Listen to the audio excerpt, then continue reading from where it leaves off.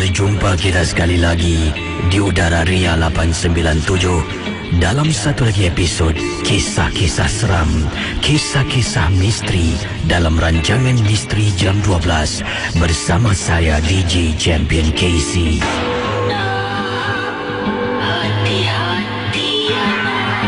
Saudara, sebelum kita mulakan dengan kisah-kisah pada tengah malam ini, di sini KC ingin mengingatkan anda semua, janganlah mudah kita percaya kita terikut-ikut dengan apa yang diketengahkan dalam rancangan Misteri Jam 12. Ingatlah, setiap kisah harus kita anggap sebagai satu hiburan sahaja. Anggaplah mendengar MJ12 ibarat anda menonton filem-filem seram. Misteri Jam 12 hanya satu hiburan. Sekiranya kalau anda mempunyai pengalaman misteri, anda boleh hubungi saya di 669111897. Anda juga boleh kirimkan SMS anda kepada saya dengan kodnya kelab KLUB, jarak, nama anda, kisah misteri anda dan hantarkan ke talian 72346. Ingat, sekali lagi, Misteri Jam 12 hanya satu hiburan saja. Kalau anda rasa takut, matikan radio anda. Kita teruskan dengan kisah pada tengah malam ini di Ria 897. Kiriman email akan saya bacakan kepada anda semua. Terima kasih kerana memilih kami sebagai stesen hiburan, stesen informasi anda. Katanya daripada Putri. Kejadian yang berlaku pada saya ketika saya sedang bertugas pada waktu malam. Waktu itu saya bertugas di salah sebuah pusat membeli belah. Di salah sebuah pusat membeli belah di Singapura, KC. Saya adalah orang yang terakhir untuk tinggalkan kedai. Putri menceritakan selanjutnya, 2 orang petugas yang lain, rakan setugas, telah pun pulang. Kami tutup kedai pukul 10 malam. Setelah simpan barang, dan malam itu ada sedikit stock checking. Jam 12 lebih tengah malam baru kami dapat pulang. Tapi sebelum itu, 15 minit sebelum saya pulang, 2 orang pekerja telah pun pulang. Saya adalah seorang supervisor kedai. Pendengar Ria 897. Apabila saya nak tutup pintu kedai, terperanjat saya dalam kedai yang gelap. Kelihatan seperti ada seorang wanita sedang membelik-belik pakaian. Saya baru nak tutup, nak tarik shutter, ternampak wanita tersebut dalam gelap. Saya memanggil dia beberapa kali. Excuse me, ma'am? Excuse me, ma'am? Dalam hati, takkanlah 2 pekerja tak nampak? Takkanlah 2 pekerja saya tak nampak, KC? Ada orang di dalam tempat saya bertugas, iaitu di sebuah butik di Singapura. Saya pun tegur dia lagi. Excuse me, ma'am? We already close, please. Please, ma'am, saya kata pada beliau. Tapi wanita itu tidak layan saya. Dia ni kenapa tercegat tak gerak-gerak ni? Meremang bulu rumah saya, KC. Saya takut nak menegur. Saya tetap tutup pintu, tapi pintu kaca saya tutup. Kunci, saya turun ke bawah, pergi ke guard room. Saya minta tolong seorang pengawal keselamatan. Pakcik boleh tolong saya tak? Apa dia nak? Pakcik boleh ikut saya naik atas tak butik saya? Saya tadi nak tutup kedai, saya tengok tak ada orang. Saya nak tutup pintu, dekat tengah-tengah dalam butik ada orang, pakcik. Baik, kejap ya. Pakcik ambil kunci. Pakcik masuk dalam ambil kunci, pakcik ambil torchlight, walkie-talkie, berjalan mengikut saya. Jadi pakcik tu tanya, awak kedai mana? Oh, kedai saya ujung tepi tandas tu. Oh, kedai yang tu. Tak apa. Sampai atas, buka pintu, buka lampu. Pakcik ni tengok kiri kanan. Saya pun tolong periksa kisi celah-celah pakaian ke tempat gantung pakaian. Tak ada pun nak. Mustahil pakcik dia boleh keluar. Saya kunci pintu ni pakcik. Kau biar betul kau kunci. Betul pakcik, saya tak bohong. Tak apalah. Kau balik je lah. Nanti apa-apa kalau nampak orangnya macam mana? Saya tak nampak sangat pakcik. Gelap. Saya nampak ada perempuan diri betul-betul kat sini. Tak apalah. Kau balik dulu. Kunci semua pintu. Pakcik. Pakcik tunggu. Jangan tinggalkan saya pakcik. Kejap ya. Yalah. Pendengar ya, Putri mengatakan menyuruh pakcik tu tunggu dia. Dah tutup semua, turun bawah. Casey, kedai yang saya jaga ni adalah baru. Sebelum ni kami ada sebuah lagi kedai tempat lain. Oleh kerana kedai yang tempat lain tu sewa telah pun dinaikkan melambung tinggi, pemilik syarikat tersebut pindahkan kedainya ke tempat yang baru ni. Turun bawah dengan pakcik. Siapa nama anak?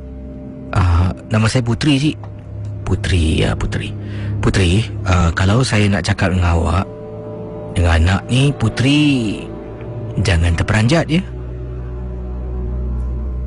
Jangan terperanjat. Pasal apa pakcik? Inilah dia. Pakcik nak cakap dulu, tapi Putri kena janji. Dengar Ria 897. Perbualan antara Putri katanya dan pakcik berterusan sampai mereka sampai depan pintu gad. Putri terus pulang dengan hati yang berat. Esok akan bertugas. Tapi mulai malam esok, Putri tak balik lambat seorang diri. Kalau perlu, dia akan minta tolong seorang pekerja keluar dan tutup kedai dengan beliau. Sampai ke hari ini. Casey nak tahu tak? Pakcik pengawal keselamatan memberitahu di tandas tepi butik yang saya bertugas ni, Casey, pernah ada kes wanita mati di dalam tandas tersebut. Tidak tahu apa sebabnya, tapi seorang wanita Cina mati dalam tandas, Casey. Bila saya dengar, saya terperanjat. Sebab itulah kedai yang saya pindah ni, satu sewa murah, yang kedua dah lama kosong. Penyewa yang lama tu mungkin terkena gangguan macam saya. Saya takut, Casey.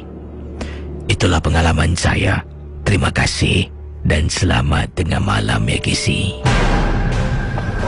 Kisah-kisah yang anda dengar merupakan misteri jam 12. Tidak ada sebarang bukti yang boleh mengesahkan kebenarannya.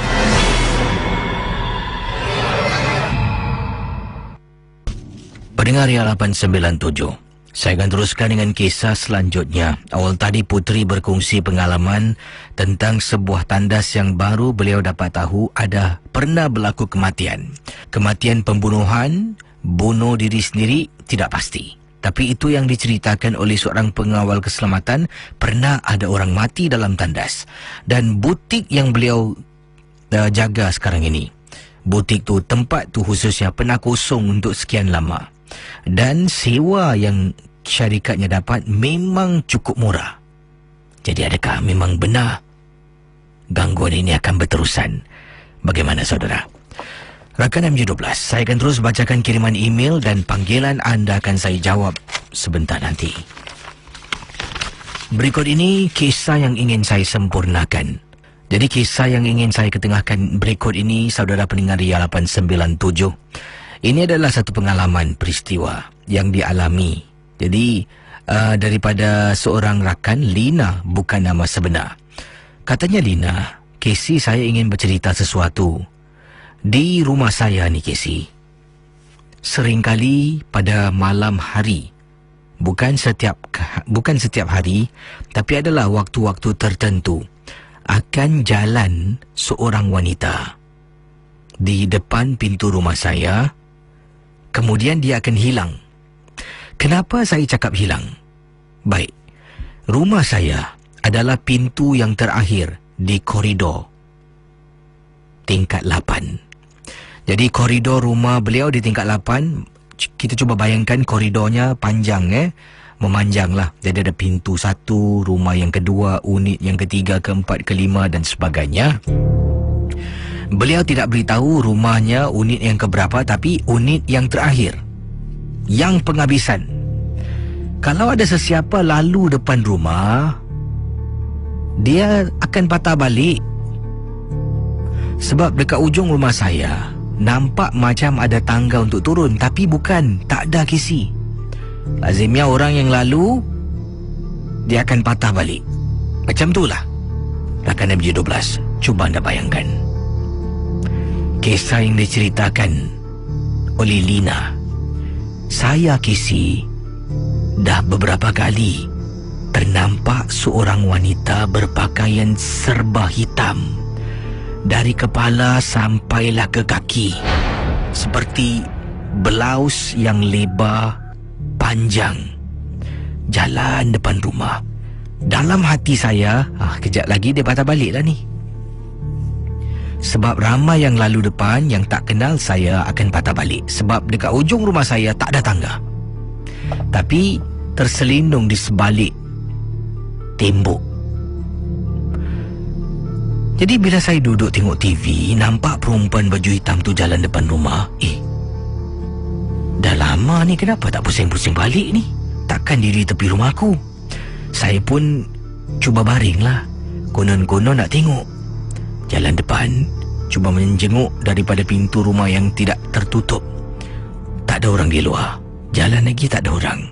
Sampaikan saya buka pintu kisi, menjenguk dekat luar sebelah kiri, tidak ada sesiapa yang saya nampak.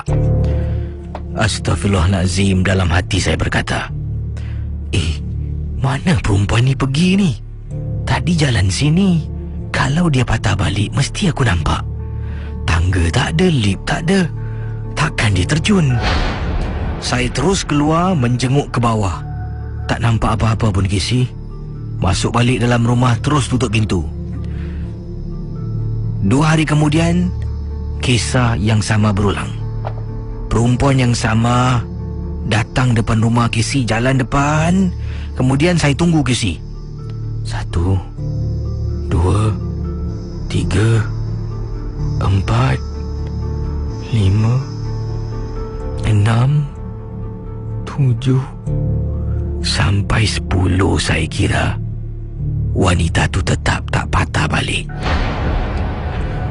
Mana ada orang boleh lalu depan rumahku? Tangga sebelah kanan, sebelah kiri mana ada tangga? Saya cakap dalam hati. Pendengar Ria 897, wanita yang sama turut hadir untuk malam-malam berikutnya. Sampaikan Lina takut. Akhirnya saya beritahu hal ini kepada ibu saya.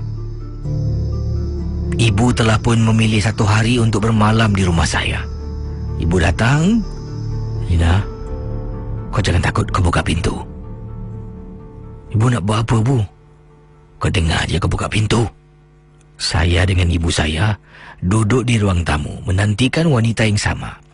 Kisi, 4 hari ibu di rumah, tak lalu-lalu wanita yang kami nanti-nantikan. Sampaikan pada suatu malam setelah 4 hari, saya dah terlelap di atas sofa. Ibu saya sedang menonton TV. Tiba-tiba ibu saya istighfar. Astaghfirullahalazim, astaghfirullahalazim, astaghfirullahalazim, astaghfirullahalazim. Saya terperanjat kisi. Ibu, kenapa, Bu? Astaghfirullahalazim. Lina, kau duduk sini, Lina. Kau jangan tengok. Ibu saya bangun, diri depan pintu besi kisi. Pendengar Ria 897, apa jua, misteri jam 12 hanya satu hiburan. Diri depan pintu besi rumah Lina anaknya. Beliau mengangkat tangan, membaca ayatul kursi. Mula dengan Bismillahirrahmanirrahim, terus membaca. Setengah jalan Ibu saya baca, dia tutup mata, tangan diangkat. Kisi saya dengar dari tepi, "Assalamualaikum. Bu, Ibu." Ibu sedang baca setengah jalan. "Lina, masuk bilik, Lina. Masuk bilik. Tolonglah aku. Masuk bilik." Astagfirullah. Terus membaca dan membaca. Akhirnya Kisi, ibu saya kata, makhluk yang lalu depan rumah saya adalah bukan manusia, tapi jin yang kami nampak. Ibu saya meletakkan pendinding memagar rumah.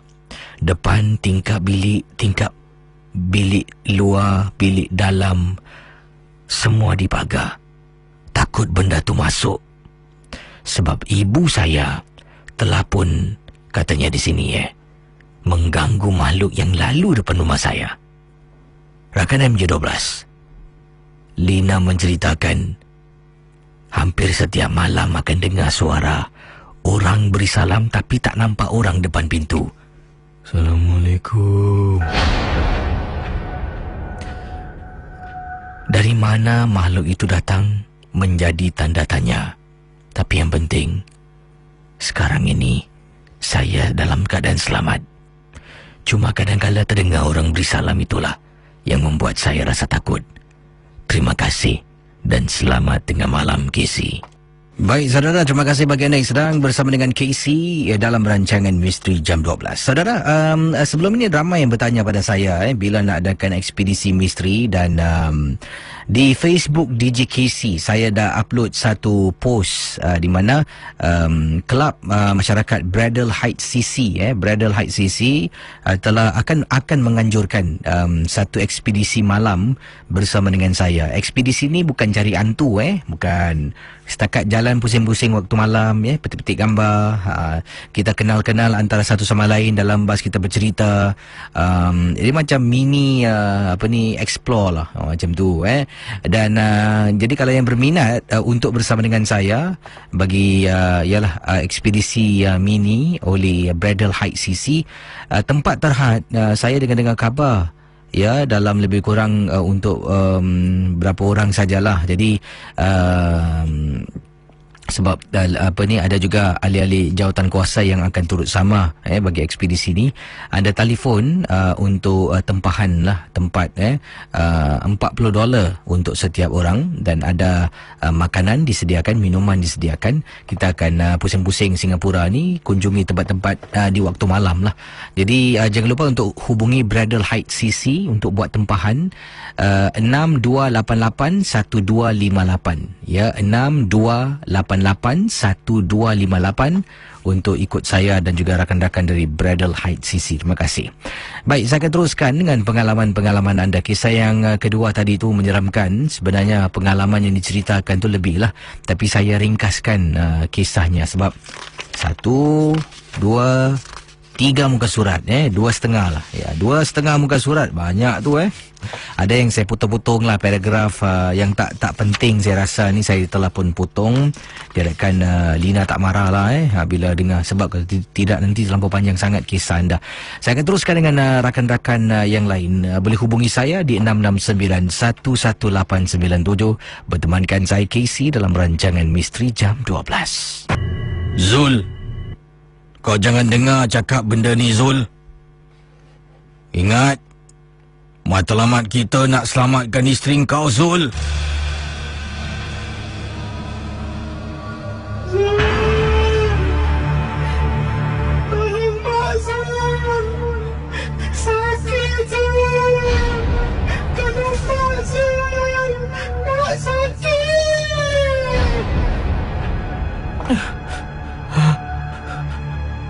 Ustaz, ni mak saya ni, Ustaz. Astaghfirullahalazim. Engkau tak tahu bedakan ke? Ini bukan mak kau. Ini badan isteri kau. Ini bukan mak kau, ini syaitan, Zul.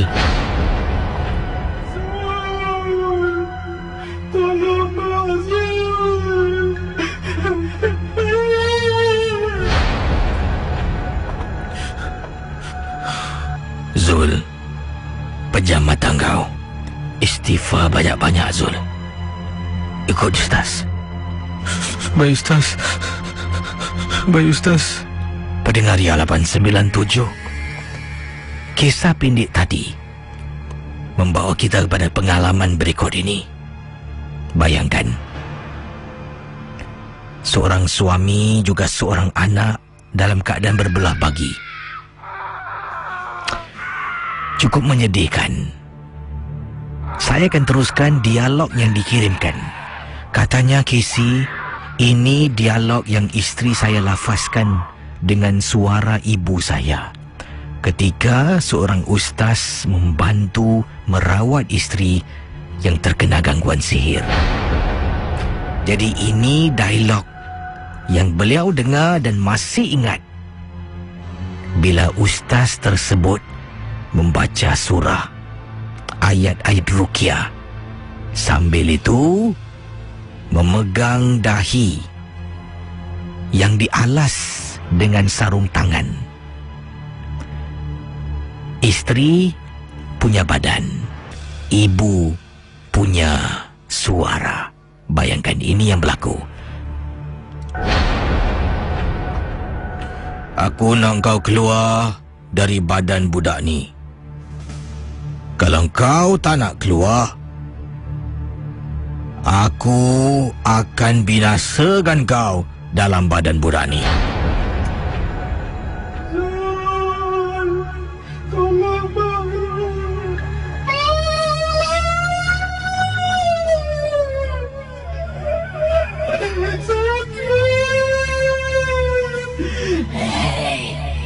Kau tahu tak, aku benci dengan isteri kau. Aku tak suka isteri kau. Isteri sakit. Pendengar Ria 897, kata Zul, saya terperanjat mendengar kata-kata ibu saya yang kononnya dalam badan isteri mengatakan yang dia benci dengan isteri saya. Zul, apa yang kau dengar, kau jangan percaya. Ini semua mainan syaitan nak memecah belahkan keluarga. Ingat, ibu kau tak benci isteri kau. Ya? Baik Ustaz, baik Ustaz. Masih berterusan Casey. Bila Ustaz tu makin membaca, makin kuat, makin meraung, makin menjadi-jadilah kutukan hinaan, cuba membatu apikan keadaan. Casey, akhirnya, bayangkan Casey, kalau saya dengar betul-betul apa yang makhluk tu cakap, yang pasti katanya saya akan bergaduh dengan ibu saya, kan? Makhluk, baiklah kau tak nak keluar. Kau nak berdegil dengan aku. Ustaz tersebut terus membaca. Daripada duduk, isteri saya berdiri, jalan beberapa langkah, terus terbaring atas lantai Casey.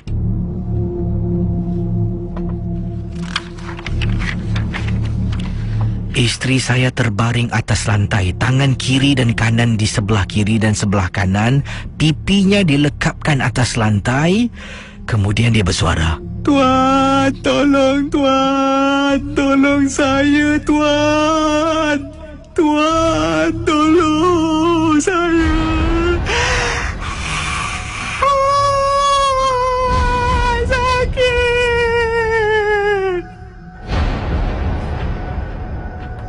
Pendengar dia, dalam keadaan ustaz membaca, benda tu minta tolong dengan Tuan. Tuan, kenapa dalam banyak-banyak tembok dia baring atas lantai sambil hentak-hentak kepala minta tolong tuannya? Tuan, tolong saya Tuan. Bayangkan pendengar dia, rupa-rupanya Tuan tinggal di tingkat bawah Casey. Betul-betul bawah rumah saya. Saya baru teringat Isteri saya dengan rumah orang bawah dah banyak kali ada selisih faham, terutama tentang jemur baju. Isteri jemur, air menitis kena rumah bawah, bergaduh. Anak saudara datang di rumah saya bermain, kaki lompat-lompat hentak-hentak naik atas jadi gaduh. Mungkin itu sebabnya. Dia minta tolong tuan di bawah, Kisi. Bila ustaz membaca lagi, dengar orang tingkat bawah rumah saya terpekik sekuat-kuatnya. Bayangkan pendengar Ria 897. Kesian melihat isteri saya. Bukan sekali, perkara ini dah berlaku berkali-kali. Dapat diselamatkan isteri saya daripada gangguan yang dihantar oleh orang tingkat bawah. Tembelang dah pecah. Saya kemudian hanya boleh berdoa, solat, minta perlindungan darinya.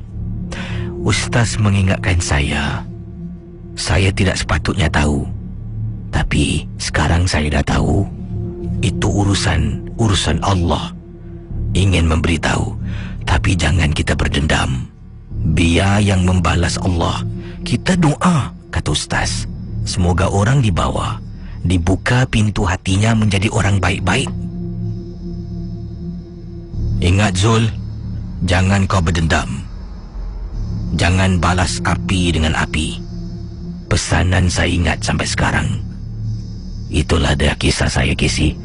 Terima kasih kerana sudi membacanya. Yang ikhlas, Zulkifli dari Yishun.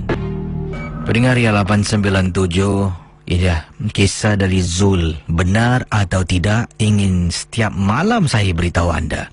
Anggaplah rancangan ini sebagai satu hiburan saja. Tapi kalau ada pengalaman yang boleh kita ambil iktibar yang baik-baik untuk menjadikan kita manusia yang lebih baik, mengapa tidak kita belajar daripada pengalaman yang mungkin benar atau tidak. Awal tadi dengar kisah dari Zul.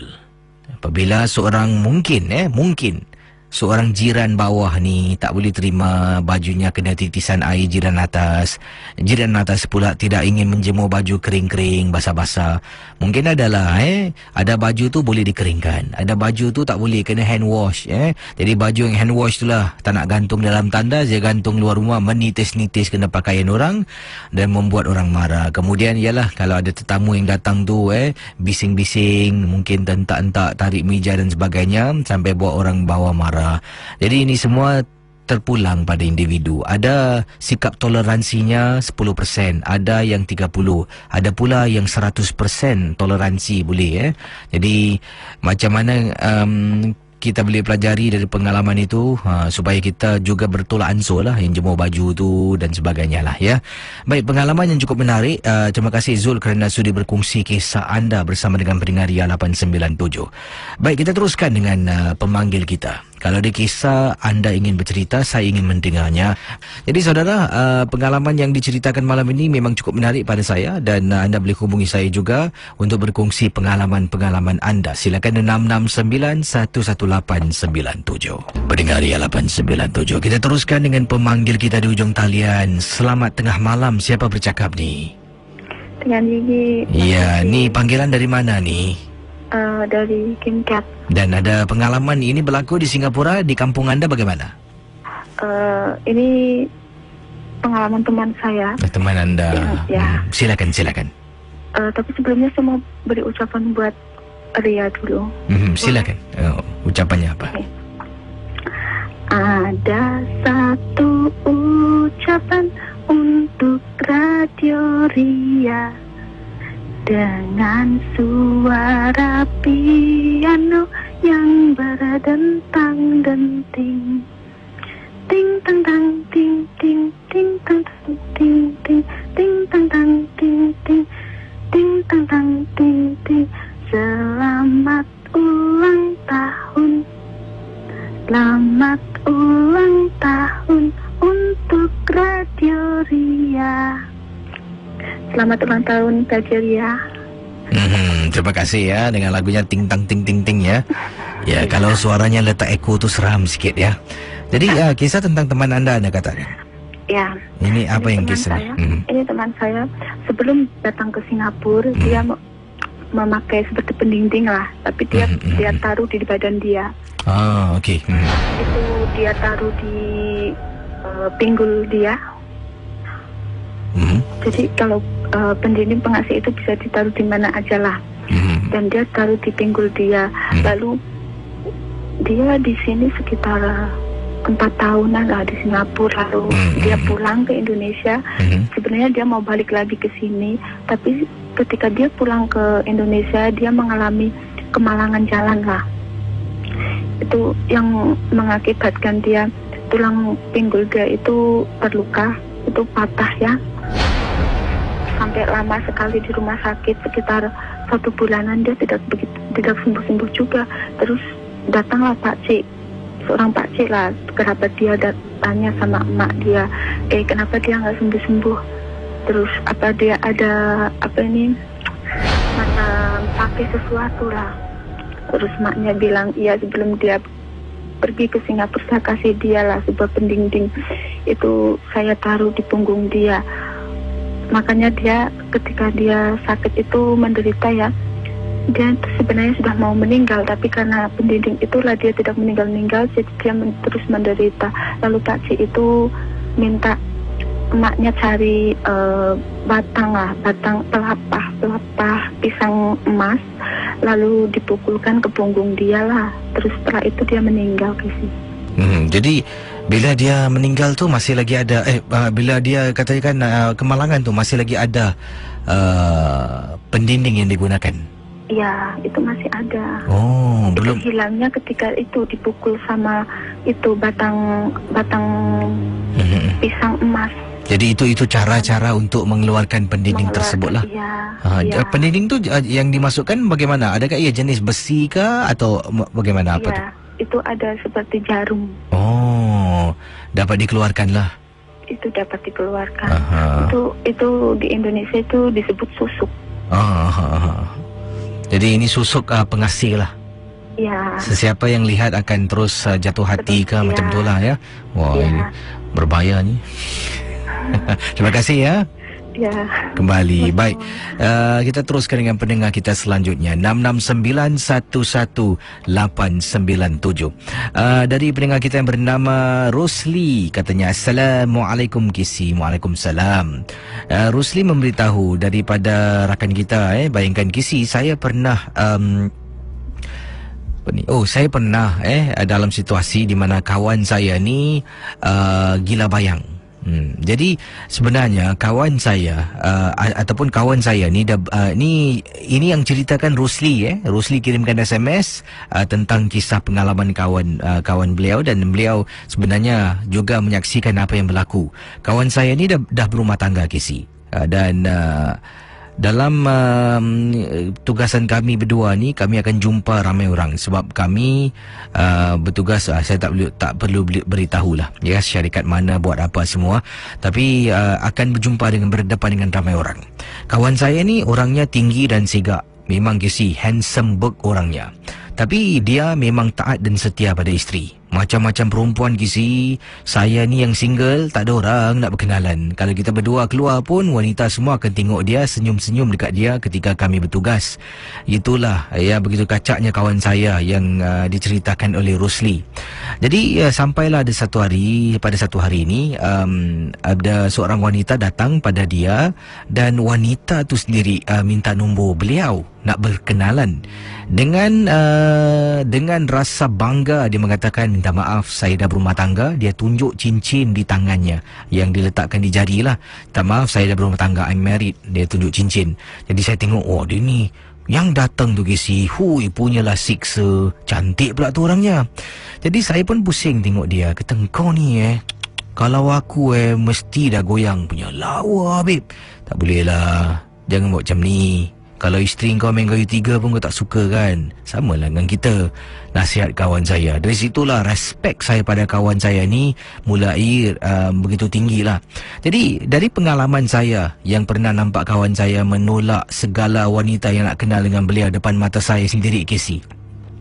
Sampaikan pada satu hari, saya dengan dia sedang makan tengah hari, lunch break.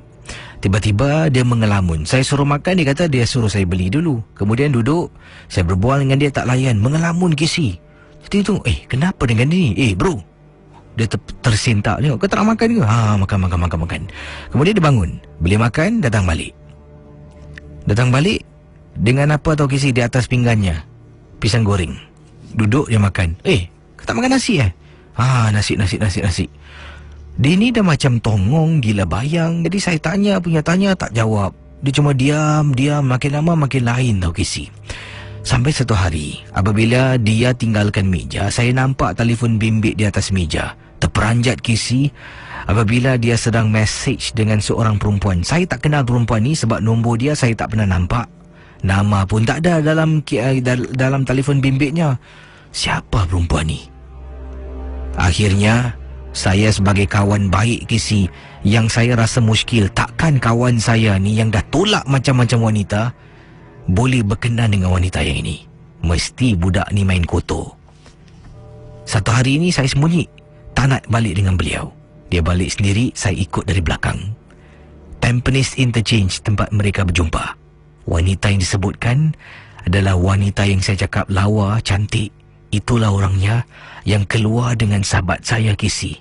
Sekuat-kuat lelaki yang menolak, tapi bila kena selit dengan minyak senyonyong, minyak dagu, pasti macam mana punya kuat akan tertunduk. Saya dah tak tahu nak buat apa. Saya berjumpa dengan isteri rakan saya.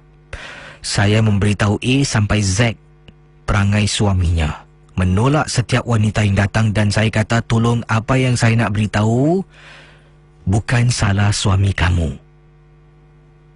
Isteri menangis selepas mendengar cerita saya. Kami dapatkan bantuan Casey. Bila pergi berubat, macam-macam terkeluar. Dah macam dia makan. Pelbagai benda dah masuk dalam darah daging. Muntah-muntah Casey, beberapa kali pergi masih muntah Casey. Bayangkan begitu dahsyat wanita tu kenalkan dia. Sebab dia berkenan dengan kawan saya yang katanya handsome, kacak. Hairan betul. Hak orang juga dia nak. Itulah pengalamannya Casey. Saya harap pengalaman yang saya alami bersama dengan rakan saya dapat dijadikan iktibar kepada semua pendengar Radio Ria supaya lebih berhati-hati. Terima kasih Casey. Pengalaman yang cukup menarik daripada seorang rakan namanya Rosli. Lepas ni lelaki-lelaki yang main kayu tiga, tolong jangan guna alasan abang tak salah yang. Abang dah kena minyak senyonyong. Sekali isteri awak karate, baru tahu betul yang abang tak salah yang. Jangan guna alasan macam tu Baik, 669-11897. Pengalaman cukup menarik pada malam ini. Dan kita terus dengan pendengar kita. Hello, selamat pagi. Hello, selamat pagi JT. Ya, siapa bercakap ni? Ya, ini Tok Long Tok Long Fuh. Ya. Tok Long nama kencang. Memang Tok Long kencang lah ni. Oh iyalah. Jadi Tok Long, panggilan dari mana Tok Long? Ni dari Bedok, Tok Long call ni. Pengalaman apa Tok Long, silakan. Ni Atuk nak ceritakan lah cerita seram yang cucu Atuk ceritakan 2 minggu lepas. Kejadian berlaku di... boleh cakap tempat dekat mana tak? Boleh. Dekat Lim Chu Kang Camp lah. Agak-agak dalam pukul 3 pagi. Dia ni medik untuk driver. Dan pada malam tu tak tahu kenapa lah dia tak boleh tidur. Badan dia macam rasa lain macam lah. Dia pun turun bawah nak pergi hisap rokok dekat bawah abang dia lah. Bila dia tengah hisap rokok tu kan, dekat depan dia ada macam tanah lapang, ada macam bukit kecil kat atas tu. Lepas tu dia nampak macam satu lembaga perempuan nak pakai baju lama, macam baju kebaya gitu, ketat-ketat kan. Dia nampak macam dia buat tarian Melayu kat atas bukit tu. Dia pun macam tercengang lah. Dia tengok betul ke tak apa yang aku nampak ni. Bila dia dah perasan lah tu bukan manusia lah, dia pun lari lah pergi tempat medical center. Dia pergi bilang sarjan yang tengah buat duty kat sana apa yang dia nampak. Dia lepas tu yang sarjan ni pula dia tak percaya. So yang Atuk punya cucu ni panggil lah, suruh ikut pergi balik bang dia nak ambil barang. Sebab takut lah tak nak nak tinggal kat abang tu lagi. So dengan dia jalan pergi sana, bau macam bunga melo lah Casey. Diorang pun dah fikir lain. Tapi balik diorang buat bodoh lah, tak nak fikir apa-apa kan. Nak lari pun belum nampak apa-apa. Bila dah sampai kat luar bang tu kan, bau dia makin kuat. Bila dia tolak pintu bang tu, dekat depan diorang lembaga tu tengah joget Casey. Apa lagi, diorang pun lari lah sampai dekat medical center tu kan. Diorang pergi HQ jumpa diorang yang jaga diorang lah, diorang buat encik. Dan bila diorang, encik tu tak terpanjat lah bila diorang bilang cerita tu. Sebab agak-agaknya encik ni pun dah lama kan kat camp tu. So dia tahulah apa yang terjadi kan. So diorang dah cakap gitu, encik tu tak banyak cakap lah. Tu kasih off, tak, korang balik je lah. Korang tak payah salin baju semua, aku kasih korang permission lah balik. Tu je lah Casey. Wah, dia ikut tarian Melayu seram gitu kan, malam juga. Casey jangan nak cakap benda boleh tak nak shout out. Apa dia? Atuk Mei Cucu. Boleh. Atuk Mei Cucu, Mikolicious, brand new feeling. Isa Halim Singapore National Team main bola dengan Gulang Marib. Dan kalau cucu-cucu suka cerita Atuk, follow lah Atuk di Twitter, Tok Long Kencang. Terima kasih tolong Ya. Tolong. Baik, pendengar Ria 897. Kita akan terus dengan pemanggil kita di ujung talian 66911897. Dan ada juga kiriman yang ingin saya sempurnakan pada malam ini. Datangnya daripada siapa ni? Okey, ini dah dibacakan awal tadi. Nuraini. Assalamualaikum Kisi. Waalaikumsalam. Nama saya Nuraini. Saya ada pengalaman yang ingin saya ketengahkan pada malam ini. Kisah yang ingin saya ceritakan, katanya Nuraini, berlaku apabila saya berada di kolong blok rumah saya. Sebab apa Kisi? Waktu itu sekitar 11 malam. Saya ni baru balik kerja dan kemudian cuci pakaian nak digunakan pada keesokan hari. Sebab baju saya rupa-rupanya tak dicuci-cuci. Jadi baju kerja yang saya pakai awal tadi tu dah kotor. Jadi malam tu desperate sangat. Balik kerja, bila cek tak ada baju, saya angkat baju saya cuci. Kemudian bila saya nak jemur di luar tingkap belakang, sedang nak menyepit ni, sepit saya jatuh ke bawah. Rumah saya di tingkat 5 Kisi. Jadi saya pun, alamak, saya turun ke bawah untuk ambil sepit lah. Ada satu sepit yang jatuh. Sampai bawah, sedang saya membungkuk. Saya pun mendongak ke atas, terperanjat. Apabila Kisi bayangkan nampak ada seseorang ni sedang menjenguk luar tingkap.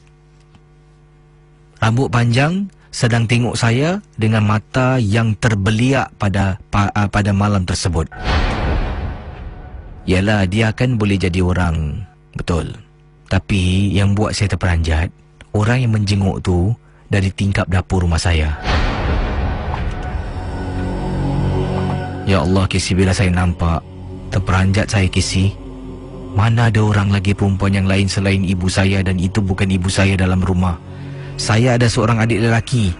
Bapa saya bertugas, adik lelaki tidur, ibu saya tidur. Bila ternampak benda tu, saya terperanjat, astagfirullah, tengok bawah balik, tengok atas dengan begitu cepat hilang dari pandangan. Naik atas, buka pintu perlahan-lahan, memandang ke arah dapur, tengok tak ada orang. Takut sangat nak masuk dapur. Saya terpaksa kejutkan ibu saya, temankan saya sebab saya nak jemur baju kerja. Pendengar Ria 897, malam tu tak tenteram, saya nak tidur dibuatnya. Entah macam mana, keesokan hari saya kata bertugas. Sedang bertugas, mula rasa mabuk-mabuk, pening-pening kepala Kisi. Akhirnya bila rasa macam nak demam, pergi doktor bila balik kerja. Doktor mengatakan saya demam sebab suhu badan saya 38 darjah Celsius. Mungkin agaknya sebab ternampak benda tu semalam. Terima kasih dan juga selamat tengah malam Kisi. Terima kasih bagi anda yang telah pun telefon untuk buat tempahan bersama dengan saya Ekspedisi Misteri pada 29 Disember. Untuk informasi lebih lanjut, sila lungsuri Facebook DJ KC ya. Tempat memang terhad. Silakan 669-11897. Hello, selamat pagi. Halo Casey, apa kabar? Ada kronik kes ya? Ya, silakan. Ya, ini Pak Din ada kabar. Sebelum itu ya, Pak Din doa kamu dengan istri kamu yang begitu cantik rupawan Fizao ya. Terima kasih. Selamat berjaya pergi ke Hokkaido, selamat balik ya. Terima kasih Pak Radin. Ya, ini Pak Din nak kasih satu kes kronik. Ini Pak Din cerita ikhlas, tempat jatuh lagi dikenang, ini kan pula tempat bermanja. Apa lagi sedangkan kalau ini Pak Din cerita kronik kes Pak Din ni selalu tentang bukan skandal, kadang-kadang lepas kes skandal pula. Ini bukan kadang-kadang bukan kes jatuh cinta, tapi lepas dah tak ada cinta, lain orang yang jodoh, lain orang pula bekas. Ini cerita potong saya, Pak Din tak nak bermadah pujangga ya. Pak Din nak cerita kes ini siapa-siapa kalau kaum wanita Casey, Pak Din cakap wanita ni Casey, mereka mempunyai narusi emosi. Orang putih cakap apa tahu, a chronic emotion sentimental for a woman with deep feelings. Sebenarnya Casey, apa terjadi, dia telah berumah tangga dengan seorang lelaki after dia telah putus cinta dengan seorang kekasih yang teramat dia cinta. Casey bayangkan, dia sebenarnya sebelum dia kahwin dengan dia punya husband yang sekarang ni Casey, dia telah ada in love dengan seseorang yang begitu she was deeply attached, and her personal commitment was so great until Casey percaya tak, it takes only how many years untuk dia fall in love dengan lain orang. Tapi kadang-kadang apabila jodoh telah mendatang, tak boleh dilarang, tak boleh dihalang, dan akhirnya hatinya yang terluka oleh bekas kekasih dia itu telah terobat penawar oleh seorang jejaka yang begitu bijak mengambil hati dia, dan akhirnya mereka telah berkasih-kasih sayang dan telah terjadilah pernikahan yang halal suami isteri. Tapi malang sikit yang paling kronik apa nak terjadi Casey, suddenly from nowhere, mungkin kadang-kadang Casey, itu pasal Pak Din nasihat dengan Casey apabila dah rumah tangga Casey, kadang-kadang bila kita rumah tangga Casey, seorang laki-laki atau perempuan, ada juga bila kita belum rumah tangga, kita susah nak dapat cinta, ibarat macam miskin dengan cinta. Tapi bila dah kahwin, banyaknya makwa gila kita. Kadang-kadang begitu juga dengan perempuan, bila dia belum ada jodoh, susah nak dapat lover. Seolah-olah macam, kenapa ni aku miskin dalam cinta, susah nak dapat guys. But why when I get married, a lot of guys, a lot of girls admire me, what happened? Tapi diorang lupa Casey. Satu cerita sebelum Pak Din cerita tentang perkara yang Pak Din nak cerita ni, satu sumpahan Casey, itu sebenarnya bukan kerana kita ni handsome, tangkap macho atau tangkap cun perempuan. Sebenarnya Casey, apabila kita dah berumah tangga, ada iblis betina dan setan jantan betina dan apa tahu, dan jantan setan jantan dan setan betina menggoda kita supaya kita tu, dia nak tengok adakah kau setia kepada orang tu. From nowhere or reason, a lot of girls will admire you. Ada je kadang-kadang macam nak kenal kita, nak gini, padahal bila kita belum bercinta, satu orang, satu habuk pun tak ada nak kenal hati aku, nak tackle perempuan. Satu orang pun tak nak pandang aku. Macam miskin cinta. Why when I get married? So rich. A lot of girls want me. What happened? Kadang-kadang begitu je dengan girl. What happened? Bila aku belum kahwin, kenapa aku susah nak dapat jodoh? Tapi bila kahwin, banyak pula orang nak skandal asmara dan nakis kronik curang dengan aku. Tapi akhirnya, ini Pak Din cerita, ini contoh ibarat kalau sesiapa rumah tangga Casey, bila datanglah godaan sebegitu, jangan rasa bangga, jangan rasa seolah-olah I'm great man, atau aku dah married, aku dah pengalaman menyentuh apa itu tubuh wanita atau perempuan, dan menyentuh apa itu tubuh suami. Aku dah ada experience what is a woman body and what is a man body. You see, a lot of guys, a lot of women will love me, and sekarang nak jadi .com.chronic curang belakang bini ke belakang suami. Kalau boleh jangan. Ini Pak Din nak kembali kepada cerita yang sebenarnya, motif cerita Pak Din yang balik tadi itu sekadar nasihat. Ini Pak Din cerita betul. Apa terjadi Casey?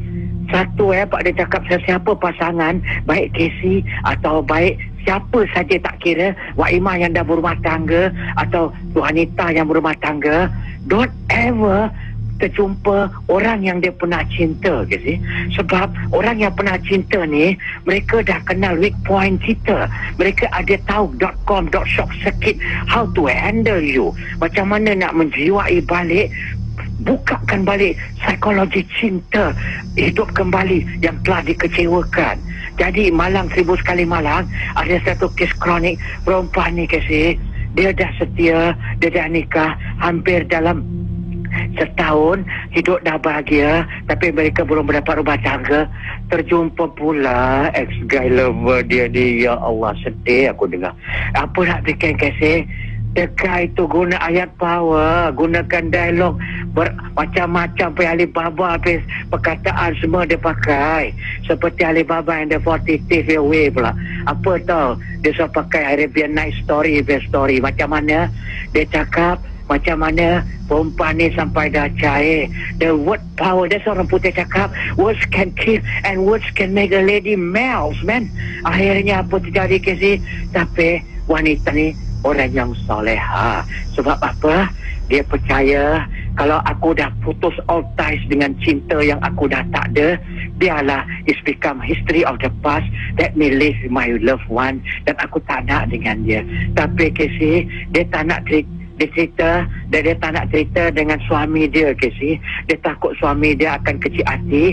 Dia melalui proper channel dengan Pak Radin. Dia cerita ada satu kawan dia, Casey. Pak Radin, boleh tak jumpa kawan saya, this girl? Dia ada minta tolong. Dia bukan nak membelakangkan suami, Pak Adin. Suami siapa yang tak cemburu, Casey? Kalau suami, no ever man will ever accept kalau wife dia nak tell the truth. Abang, I've met my ex-lover, abang.